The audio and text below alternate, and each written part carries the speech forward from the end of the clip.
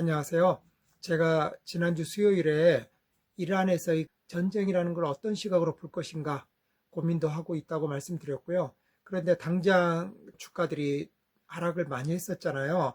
그래서 그에 대해서 걱정을 하시는 분들이 많을 것 같아서 판단하는 데 도움이 되시라고 녹화를 했었습니다.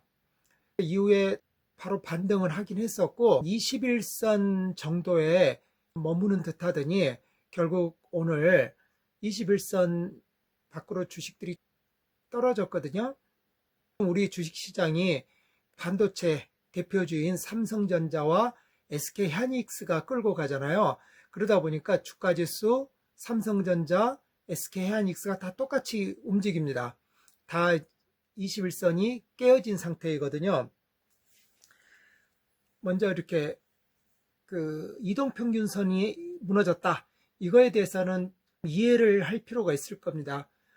다수가 움직여서 의사결정을 하는 것이기 때문에 그게 의미가 없을 것 같아도 또 한편으로는 주식을 하는 사람들은 전부 다 그거를 본단 말이에요. 그러니까 예를 들어서 이런 얘기들이 있죠. 이동평균선은 저지선이다.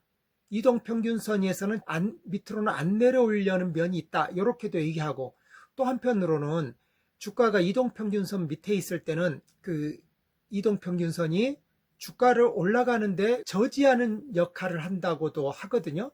그러니까 이동평균선이라는 똑같은 선을 놓고 주가가 그 위에 있을 때면은 받쳐주는 역할, 주가가 아래에 있을 때는 저항하는 역할을 한다고 하거든요. 그 의미를 알고 있는 게 도움이 될 것 같습니다. 우선 하나의 그 객관적인 지표로서 말씀드린다면 이렇게 해석할 수는 있습니다. 이동평균선이라는 게 주식을 일정 기간 동안에 산 사람들의 평균 가격이잖아요. 20일 이동평균선이라고 하면은 20일 평균이고 한 달 정도이거든요. 최근 우리 한 달 동안 주가가 굉장히 좋았죠. 그런데 지금 이동평균선보다 주가가 낮아졌다는 건데 이 얘기는 뭐냐면 최근에 주식을 사서 들어오신 분들은 지금 마이너스일 가능성이 많다는 얘기죠. 그렇다는 얘기는 자기 돈으로 주식을 사신 분들도 상당한 불안감을 느낄 수 있겠죠. 특히 주식 투자를 안 하다가 이제 포모 때문에 들어오신 분들은 더 그럴 수 있을 거예요. 그러면 더 손해보기 전에 팔아야 되나? 이런 생각이 드실 수 있고요. 그리고 또 현실적으로 자기 돈으로만 주식을 하는 게 아니고 신용을 받아서 하잖아요.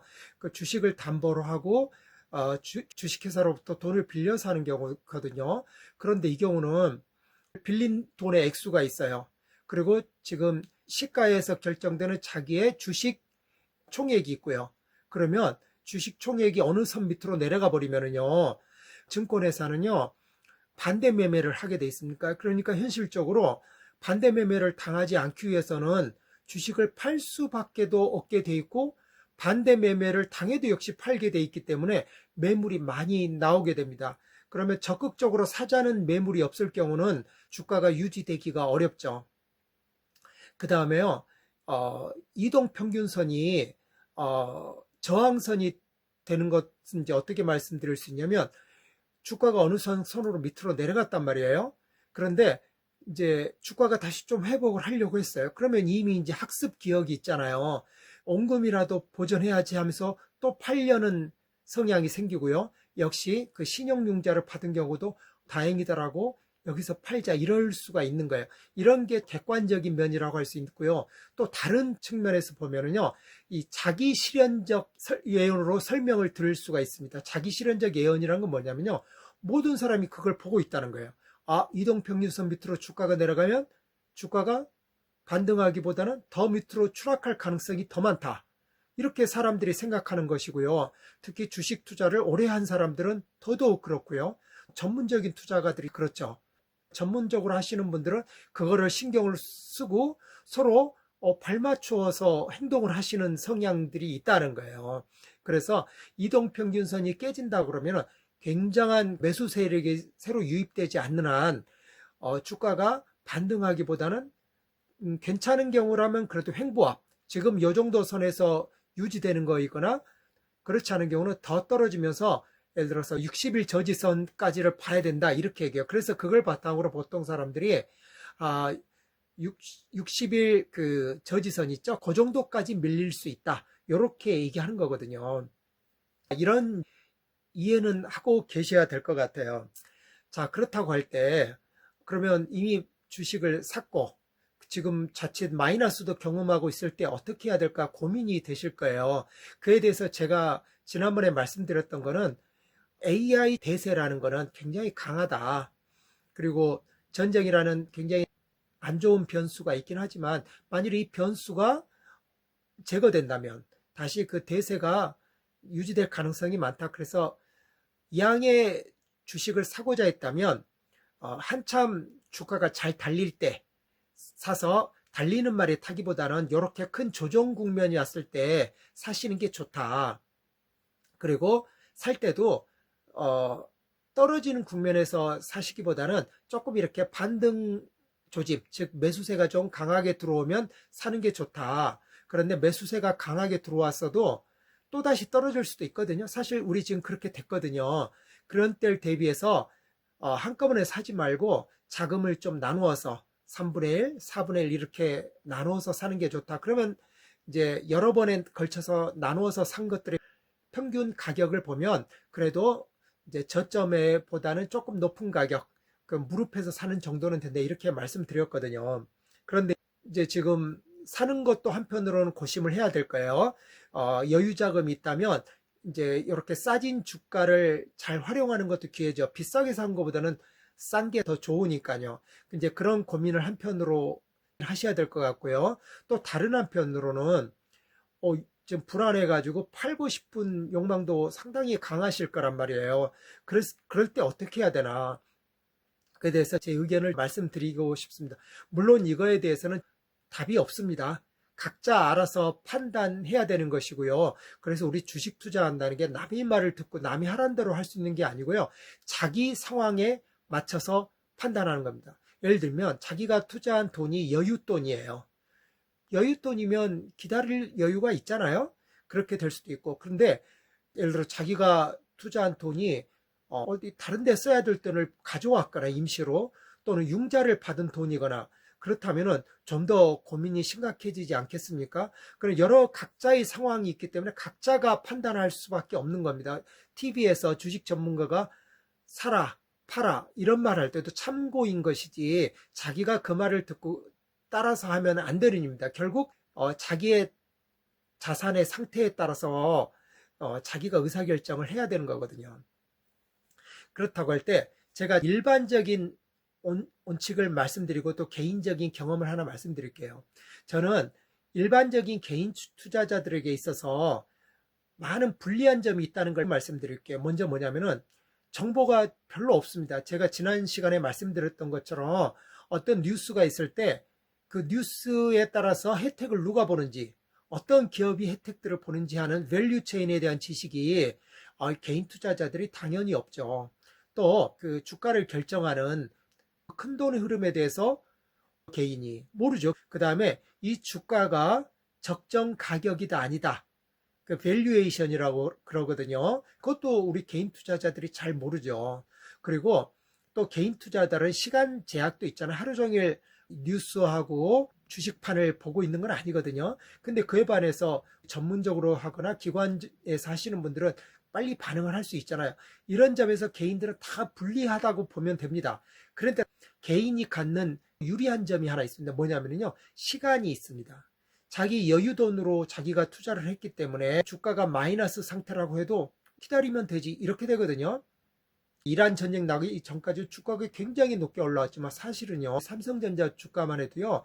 2024년, 2025년 전반기까지 굉장히 안 좋았어요. 6만 원 뭐 오르락 내리락 그 정도밖에 안 되었거든요. 근데 불과 1년도 안 돼서 이렇게 초하락을 경험해 버리잖아요. 그러니까 기다림이 갖고 오는 과실이 상당히 큽니다. 개인은 그걸 할 수 있어요. 그런데 기관 투자자나 이런 분들은 오히려 그게 어려운 이유가 자기 돈을 투자하는 게 아니잖아요. 고객의 돈을 관리하는 거잖아요. 근데 고객이 가끔이라도 자기 수익률을 봤는데 수익률이 마이너스 더라고면 그걸 좋아하는 고객은 없거든요. 그래서 기관 투자자들은 많은 정보도 있고 장기적인 전망도 갖고 있을지라도 한 달, 분기 이렇게 고객에게 성적표를 내밀어야 되거든요. 그러면 단기간에 좀 괜찮아 보이는 결과를 내는 게 기관 투자자들이거든요. 마이너스가라도 덜 마이너스인 상태를 내야 되는 게 이제 그분들이 일인 거죠. 근데 우리 같은 경우는 뭐 마이너스라도 아예 그냥 깊은 고를 지나가고 좀 기다렸다가 그때 오히려 조금 더 산다든지 해서 그 낮은 매입 가격을 우리가 갖고 있으면 주가가 반등했을 때 상당한 득이잖아요. 우리 삼성전자를 6만 원대에 많이 사셨던 분들이라면 삼성전자가 지금 비록 떨어져서 오늘 17만 원대 이렇게 한다 하더라도 이미 얼마나 득이겠습니까? 그래서 개인 투자자들은 시간을 갖고 있다라는 게 굉장한 득이기 때문에 그 장점을 항상 이용을 해야 됩니다. 그래서 지금 그 업황이 안 좋아서 기업이 별로 좋은 주가를 못 받고 있더라도 그런 때 오히려 사도 괜찮습니다. 그때 주가는 낮은 거거든요. 아까 말씀드렸던 삼성전자가 그런 경우죠. 그래서 개인들은 오히려 싸게 살 수 있는 기회도 많다. 그리고 주가가 좀 낮은 수준에 가더라도 그때를 버틸 수 있는 시간이 있고 그게 개인 투자자들의 장점이다. 이런 장점은 잊지 말아야 된다. 이렇게 말씀드리고 싶어요. 개인 투자자들이 너무 쉽게 사고 너무 쉽게 파는 거는 그건 오히려 수익률에 안 좋은 것이다. 개인 투자자의 갖는 장점을 잃어버리는 것이다. 이렇게 말씀드리고 싶어요. 그런데 개인 투자자도 냉정하게 주식을 팔아야 되는 위치가 있을 수 있는, 예를 들어서요. 기업의 그 밸류에이션 자체가 바뀔 수 있는 상황이 있죠. 예를 들어 기업의 중대한 부정적인 상황이 초래됐어요. 기업이 성패가 될지도 모른다든지 또는 기업이 너무 마이너스가 심각하다든지 경영권에 심각한 문제가 있다든지 그러면은 애당초 그 밸류에이션 전제가 무너지잖아요. 그럼 설령 마이너스일지라도 냉정하게 그 해당 기업의 주식을 정리할 필요도 있습니다. 물론 반등할 수도 있지만 그렇다고 이미 인지된 마이너스적인 요인들을 무시하는 것도 현실적이지는 않죠. 그래 또 하나 어떤 상황들이 닥치냐 바로 이란 전쟁 같은 외부적으로 닥친 중요한 사건들이 있잖아요. 이런 게 있을 때 이걸 어떻게 해석할지가 고민인데 저는 제가 말씀드렸던 것처럼 지금 이란 전쟁은 세계적인 문제이고 결국 유가가 올라간다든지 이런 부정적인 상황이 닥쳤을 때 그 압박은 전 세계 누구에게나 다 다가오는 것이기 때문에 그게 오히려 이제 해결을 만들어낼 수 있는 길이기도 하거든요. 그래서 이런 상황은 저는 안 좋지만 그래도 기다려 볼 만한 상황이라고 생각이 드는데 제가 생각하기에 이런 상황이 상정이 되면 예를 들어서 한국만이 고립되어서 굉장히 불리할 수 있는 상황이 있죠. 그러면 전 세계가 한국 상황에 맞춰서 작동하지는 않잖아요. 한국이 안 좋으면 외국인 투자들은 한국에서 돈을 빼가지고 나가버리면 그만이잖아요. 그리고 한국에서 닥친 상황이 단기간에 해결될 것 같지가 않고 좀 장기화될 것 같고 끝이 안 보인다. 그러면은 이제 우리가 길을 모르니까 이럴 경우는 전반적으로도 포트폴리오를 고민을 해야 된다고 생각합니다. 예를 들어서 그런 상황에서도 버틸 수 있는 종목이라면 좀 가져가고요. 그런데 전반적으로 주가 지수 움직임에 영향을 다 받을 것 같다. 그러면은 자기 포트폴리오를 정리해야 되는 게 필요합니다. 왜 그러냐면요. 우리가 마이너스인 종목을 팔기 싫죠. 왜냐하면 마이너스가 확실히 찍혀버리잖아요. 하지만은 지난번에도 제가 말씀드렸던 것처럼 현금이 돌아온다는 점을 생각을 해야 됩니다. 예를 들어서 자기가 반타작을 하고 나머지 돈을 빼냈어요. 굉장히 아쉽죠. 하지만 그 돈이 현금으로 있는 한 또 다른 종목에 투자할 수 있고요. 다른 종목이 더 많이 또 올라갈 수도 있어요. 삼성전자 같은 대형 종목도 3배 이상 올라가는 것을 우리가 목도하는 상황이잖아요. 얼마든지 가능합니다. 그리고요. 이 일시적으로는 빠질 수밖에 없지만 이게 반등할 수밖에 없다는 상황이 될 때 이런 경우에도 팔 수도 있는 종목을 팔아요. 손해를 좀 보더라도요. 그러면 현금이 확보되잖아요. 그러면 그 현금으로 일시적으로 주식들이 빠질 수밖에 없을 때 그 빠져있는 낮은 점들에서 주식들을 다시 재매입을 하는 거예요. 자기가 원했던 종목들을요. 그렇게 되면 기존에 갖고 있을 때보다 훨씬 싸게 종목들을 갖고 있는 거잖아요. 그러면 반등했을 때 훨씬 득이 많죠. 이런 상황들을 이제 생각해 보십사 하고요. 이게 나무 얘기처럼만 되면 너무 안 와닿으실 테니까 좀 민망하지만 개인적인 얘기도 좀 말씀드려 볼게요. 2024년 12월에 우리가 불행하게 계엄 사태를 맞았잖아요. 제가 그때 그 가족 간병을 하느라고 병원에 있었어요. 그런데 저녁 무렵에 느닷없이 비상 사태가 벌어진 거예요. 그 자체로도 큰 문제였지만 주식을 보유하고 있는 사람은 당장 내일 주식시장에 미칠 파급을 고민해야 되잖아요. 너무 고민이 되는 거예요. 그리고 2024년 상황이 안 좋았잖아요. 되게 종목들이 마이너스였거든요. 그래서 다음 날에 매도하도록 예약을 해놔야겠다 생각을 하고 고민을 하고 뉴스를 보고 있었어요. 그런데 밤 10시인가 11시경에 계엄이 해제됐다라는 거예요. 그래서 제 생각에는 그러면 이게 오히려 그 불행 중 다행일 수도 있다는 생각을 했던 게, 일단 계엄이라는 게 벌어지면 뒤숭숭하니까 주가는 빠질 수밖에 없어요. 그런데 일단 계엄은 해제된 상태이고 정치 일정이 정상적으로 굴러간다고 그럴 때는 저는 어느 정도는 회복할 거라고 봤었거든요. 그때 제가 취했던 전략이 이런 거였습니다. 좀 더 이익을 보고 싶긴 했지만 어느 정도는 플러스가 되는 종목들이 있잖아요. 그런 종목들을 처분해 가지고요. 조금 여유 자금을 만들었습니다. 그렇게 한 다음에요. 종목들이 반등을 하는 시점이 있었거든요. 그 당시 재매입을 했습니다.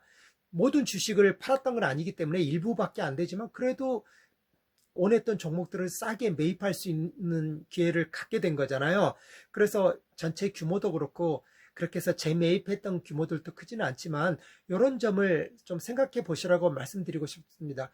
원하지 않는 시점에 팔았다 하더라도 그게 반드시 마이너스는 아니다. 경우에 따라서는 그런 것도 생각해 볼 수 있고 자기의 자금 흐름 상태에 따라서 재정 상황에 따라서 생각해 볼 수도 있다. 이거를 말씀드리고 싶습니다.